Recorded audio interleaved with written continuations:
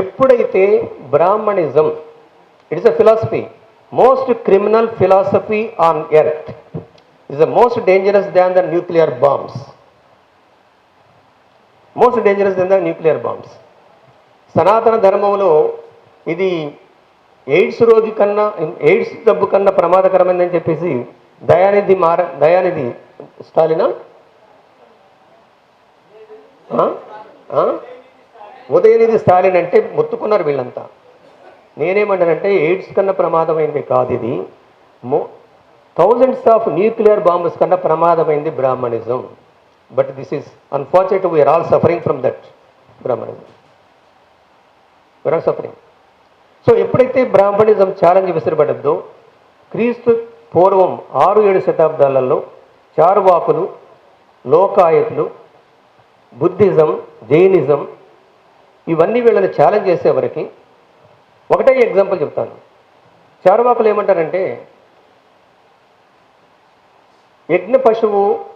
యజ్ఞం చేసేటప్పుడు పశువుని కనుక బలి చేస్తే అది స్వర్గలోకానికి పోద్ది అన్నారు. అటువంటప్పుడు మరి మీరందరూ మీ అయ్యల్ని మీ అమ్మల్ని ఇవ్వచ్చు కదా, బలి ఇవ్వచ్చు కదా అని అడుగుతారు చార్వాకులు. సో మిత్రులారా, మనం అర్థం చేసుకోవాల్సింది ఏమిటంటే, ఇండియన్ హిస్టరీని చదవండి. ఇంతకుముందు ఎడ్యుకేషన్ గురించి చెప్పారు. మన ప్రాబ్లం ఏంటంటే, అశోక మోడీ అని ఆయన ఒక పుస్తకం రాస్తారు, బ్రోకెన్ ఇండియా అని. 1947 నుంచి 2023 వరకు రాస్తారు.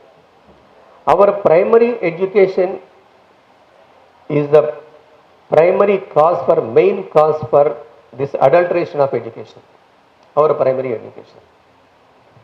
జపాన్ 1948లో ప్రైమరీ ఎడ్యుకేషన్ మీద కాన్సన్ట్రేట్ చేసింది. వాళ్ళ budget, education budget, national budget 25% ఉన్నది. మరి నెహ్రూ గవర్నమెంట్లో బడ్జెట్ ఎంత ఉన్నది?